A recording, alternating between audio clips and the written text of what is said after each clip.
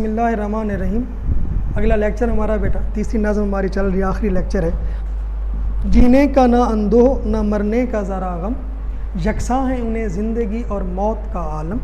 واقف نہ برس سے نہ مہینے سے وہ ایک دم، نہ شب کی مصیبت نہ کبھی روز کا ماتم۔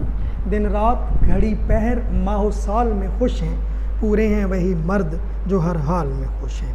جینے کا نہ اندوہ، اندوہ بیٹا دکھ، یکساں ہے برابر ہے بیٹا۔ جینے کا نہ اندوہ نہ مرنے کا ذرا غم، یکساں ہیں انہیں زندگی اور موت کا عالم۔ یہ بھی ایک بہت بڑا صوفیہ کا فلسفہ ہے بیٹا، زندگی اور موت کا فلسفہ۔ کہ زندگی کیا ہے اور موت کیا ہے بیٹا۔ عام طور پر جو ہم دنیا دار ہیں بیٹا، جو ہم انسان ہیں، ہم زندگی سے محبت کرتے ہیں، موت سے ڈرتے ہیں۔ وہ کیا کہا تھا کسی نے کہ اگر یہ بھی یقین ہو کہ مریں گے اور اگلے لمحے جنت میں ہوں گے تو پھر بھی مرنے کو جی نہیں چاہتا۔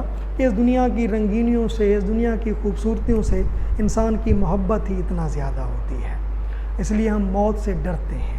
لیکن شاعر کہتا ہے یہ جو اللہ والے لوگ ہوتے ہیں، انہیں ایک تو جینے کے کوئی دکھ غم، جس طرح میں زندگی کی پریشانیاں ہوتی ہیں وہ تو ہم پہلے ڈسکس کر چکے ہیں، کیونکہ ان کے دل کے اندر کوئی خواہش نہیں ہوتی، لہٰذا انہیں زندگی سے کوئی پریشانی نہیں ہوتی۔ لیکن اس کے ساتھ جو دوسرا مصرع ہے کہ انہیں موت کا بھی بالکل خوف نہیں ہوتا۔ کیوں؟ کیونکہ ایک بات تو یہ ہے کہ موت برحق ہے بیٹا، وہ اللہ نے اللہ کوئی معجزہ نہ دکھانا ہو، ورنہ اللہ کے نبیوں کو بھی موت آئی ہے بیٹا، ہر انسان کو آنی ہے، اور وہ اس حقیقت کو سمجھتے ہیں۔ اس سے جو بڑی بات ہے بیٹا وہ یہ ہے کہ وہ یہ سمجھتے ہیں کہ موت جو ہے یہ ایک تو اس دنیا سے رابطہ کٹ جاتا ہے اور انسان واپس اپنے اصل کی طرف چلا جاتا ہے۔ کہ ہمارا جو جسم ہے بیٹا یہ دو چیزوں کا مجموعہ ہے، ایک ہمارا جسم، ایک اس کے اندر جو روح ہے بیٹا۔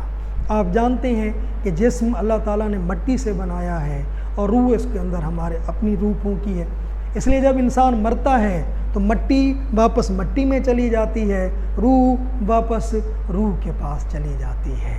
اسی وجہ سے ایک لفظ استعمال ہوتا ہے وصال، کہتے ہیں جی فلاں شخص کا وصال ہو گیا، حالانکہ وصال معنی ملنا ہے، مراد یہی ہے کہ مٹی مٹی میں مل گئی، روح روح سے مل گئی۔ اس لیے وہ موت سے گھبراتے نہیں ہیں بیٹا، موت سے پریشان نہیں ہوتے، بلکہ وہ اسے اللہ تعالیٰ کی طرف سے انعام سمجھتے ہیں اور اس کو خوش آمدید کہتے ہیں بیٹا۔ اس لیے وہ خواجہ میر درد نے کہا تھا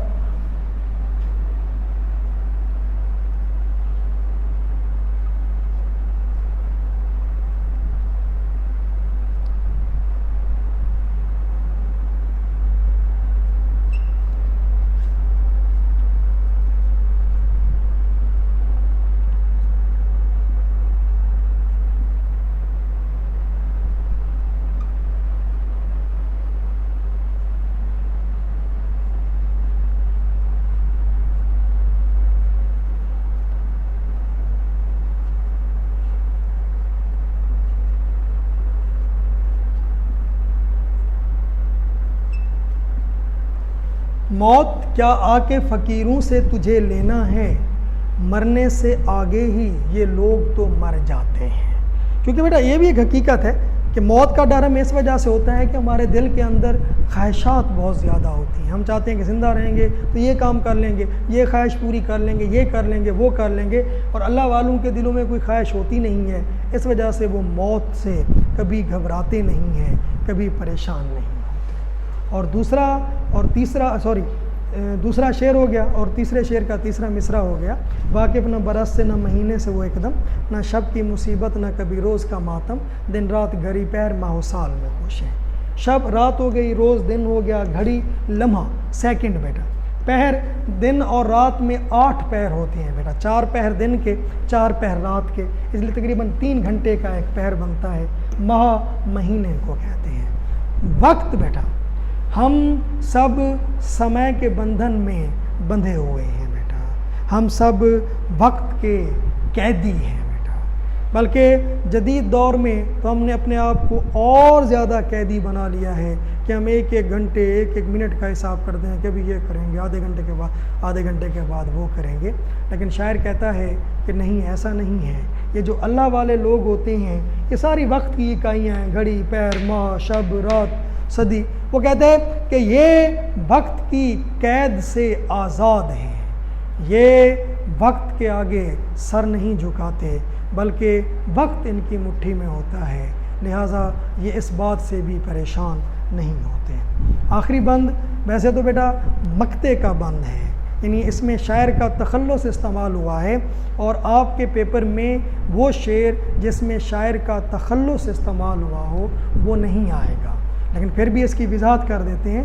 ان کے جہاں میں تو عجب عالم ہے نظیر آہا، سب ایسے تو دنیا میں ولی کم ہے نظیر آہا، کیا جانے فرشتے ہیں کہ آدم ہے نظیر آہا، ہر وقت میں ہر آن میں خرم ہے نظیر آہا، جس ڈھال میں رکھا وہ اسی ڈھال میں خوش ہیں، پورے ہیں وہی مرد جو ہر حال میں خوش ہیں۔ تھوڑا سا یہاں پہ سمجھنے کی ضرورت ہے، آہا جو ہے بیٹا یہ کلمہ تاسف ہے، افسوس کے وقت بولا جاتا ہے، تو وہ ان لوگوں پر افسوس نہیں کر رہے، وہ اپنے کہ کہاں وہ لوگ اور کہاں ہم لوگ، اس لیے ان کے دل سے آہ نکل رہی ہے کہ وہ ساری حقیقت سمجھتے ہوئے بھی ان لوگوں جیسے نہیں بن سکتے۔ کون سے لوگ؟ جو اللہ والے ہیں۔ وہ کہتے ہیں دیکھ لیں کہ دنیا میں ان کی عجب شان ہے بیٹا، وہ دنیا سے بھاگتے ہیں، دنیا ان کے پیچھے بھاگتی ہے، ہاں لیکن ایسے ولی بہت کم ہوتے ہیں، ایسے لوگ بہت کم ہوتے ہیں۔ اور بڑی خوبصورت شاعر نے مثال دی ہے، کیا جانے فرشتے ہیں کہ آدم ہے نظیرہ، کہ ہیں تو وہ آدم، ہیں تو وہ انسان، لیکن اس کا کردار فرشتوں جیسا ہوتا ہے۔ اس لیے وہ کہتا ہے کہ اللہ تعالیٰ آن لمحہ، جس لمحہ، ہر لمحے میں جس طرح انہیں رکھتا ہے وہ خوش رہتے ہیں، پریشان نہیں ہوتے۔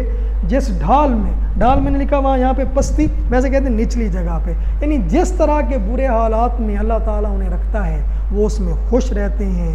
اور پھر وہی بات کہ یہی وہ لوگ ہیں جو مرد کہلائے جانے کے لائق ہیں بیٹا۔